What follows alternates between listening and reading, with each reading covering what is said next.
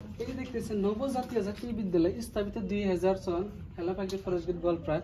জাতপাতে রাজনীতি করে দেশের অর্থনীতি শিক্ষা ব্যবস্থা অবনতি ঘটে আমরা বই কিতাবে পড়ছিলাম। আসসালামু আলাইকুম, আমি শহীদুল ইসলাম। আপনারা ভালো করে অবগত যে শনিবারে গোয়ালপাড়ার আকর্ষণীয় বৃহৎ এলাকায় অর্থাৎ ফরেস্টগেট ঢোপতলাতে রাস্তার পাশে থাকা দহনগুলো উচ্ছেদ করা হয়েছে। উচ্ছেদ মানে কি আমরা স্পষ্টভাবে কওয়া পারি যে উচ্ছেদটা শুধুমাত্র একটা নোটিশ জারি করছে যে পরবর্তী সময় বৃহৎ এলাকা যে ভূমিগুণা মানুষ দখল করে আসছিল, বেদখল করে আসছিল, তো ভূমিগুণা উচ্ছেদ করা হবে পরবর্তী সময়ে তার একটা ওয়ার্নিং দিছিল। এই জায়গাগুলো শনিবারে উচ্ছেদ চলেছিল এবং আমি বর্তমানে আছি নবজাতীয় জাতীয় বিদ্যালয় ফরেস্টগেটে থাকা। প্রায় এই স্কুলটা 2000 সনে স্থাপিত হয়েছিল। প্রায় 25 বছর হইলো এই স্কুলটা এই জায়গায় স্থাপিত হয়। বিভিন্ন ছাত্রছাত্রী পড়াশোনা করে আসলে স্টাফ আসছিল বা বিভিন্ন অঞ্চলের ছাত্রছাত্রী এই স্কুলে জড়িত আসছিল। কিন্তু শনিবারের পরে এই স্কুলের বর্তমান পরিবেশটা দেখেন, এই দেখে দেন ভেঙে চুরমার করতেছে। মানে বর্তমান এই যে 2025 রানিং ব্যাচ আছে, এই ব্যাচে মোর দেন 250 জন স্টুডেন্ট আসছিল। কিন্তু সরকারের একটু সময় দেওয়া লাগছিল, কারণ সামনে মেট্রিকের পরীক্ষা আসলো, সামনে এইচএসসির ফাইনাল এক্সাম আছে ফেব্রুয়ারি মার্চে। এই স্কুল স্টুডেন্টগুলোর বর্তমান অবস্থা কী হবো বা সিচুয়েশনে এরকম একটা ফেজে আইছে যে স্টুডেন্টগুলো না বর্তমান রেগুলার স্টুডেন্ট পড়াশোনা করা পাবো না, রেগুলার বর্তমান স্কুলে পাঠদান করা পাবো না, রেগুলার পড়াশোনা যে করবো একটা সুস্থ পরিবেশ কোনে পাবো। কারণ এই স্কুলের স্টুডেন্ট যে আছে গোয়ালপাড়া জেলার ফরেস্টগেটে থাকা নবজাতীয় জাতীয় বিদ্যালয়ের স্টুডেন্ট ক্লাস 10 যেটা ব্যাচ আছে, এই ব্যাচের স্টুডেন্টগুলো বর্তমানে কী করবো? কিছুদিন পরে মেট্রিকের ফাইনাল এক্সাম, হাই স্কুলের ফাইনাল এক্সাম, এবং এই স্কুলের স্টুডেন্টরা প্রিপারেশন নিয়েছিল যে মেট্রিক দেবো। এমন এক সময় উচ্ছেদ চলাইল সরকারে বা এমন এক সময়ে সরকার নোটিশ জারি দেখছেন, এদিকে স্কুল ব্লকের যিনি বাউন্ডারি বা স্কুল ব্লকের যিনি স্কুলের ক্লাসরুম আসছিল ভেঙে তছনছ করছে। এই দেখতেছেন নবজাতীয় জাতীয় বিদ্যালয় স্থাপিত 2000 সন হেলাপাকি ফরেস্টগেট গোয়ালপাড়া।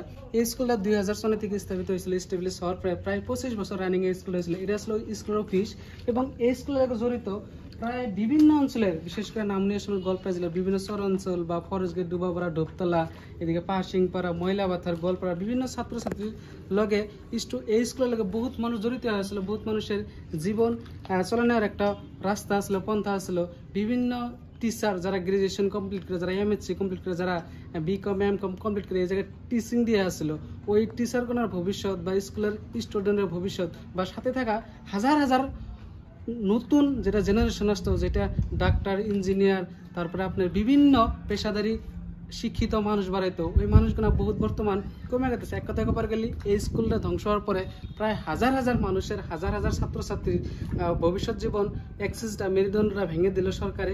এই উচ্ছেদটা কমসে কম এই বছর না করে কিছু একটা মেয়াদি টাইম দেওয়া লাগছিল যে এই ব্যাচটা 10-এর ব্যাচটা পাস করুক বা 10-এর ব্যাচটা পাস আউট করার পর আমরা উচ্ছেদ করবো বা বর্তমান কোনো একটা জায়গায় শিফট করুক।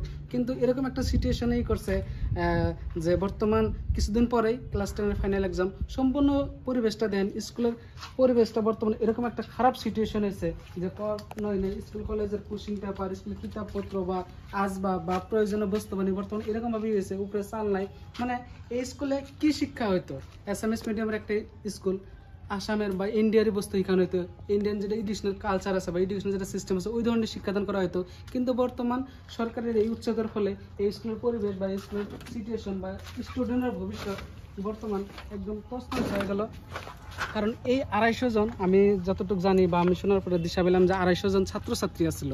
এই 250 জন ছাত্রছাত্রী ভবিষ্যৎ বর্তমানে অন্ধকার হয়ে গেল। পুরো একটা স্কুল ব্লকের যেখানে অর্থনৈতিক ক্ষতি হয়নি তো হয়েছেই, কিন্তু তার উপরেও যেটা এডুকেশনাল যেটা ক্ষতি হইলো, স্টুডেন্ট যেটা অবনতি হইলো, যেটা ক্ষতি হইলো, এটা কিন্তু কোনো দিনই পূরণ হবো না বা কন্ডিশনে আমরা সময় দেওয়া লাগে এক্সট্রা, যাতে কিছু বস্তুগুলো যাতে ক্ষতি না হয়। যেহেতু সরকারি মাটিতে আমরা না করি না যে এই মাটিগুলো সরকারি না, আমরা স্বীকার করি যে এই মাটিগুলো সরকারি, কিন্তু আমার কথা হলো যে এরকম ধরনের শিক্ষা অনুষ্ঠান বা এরকম ধরনের প্রতিষ্ঠানগুলো যাতে রাখা যায় তার প্রতি অল্প যাতে সরকার দৃষ্টিগোচর করে আমরা এটাই এখন।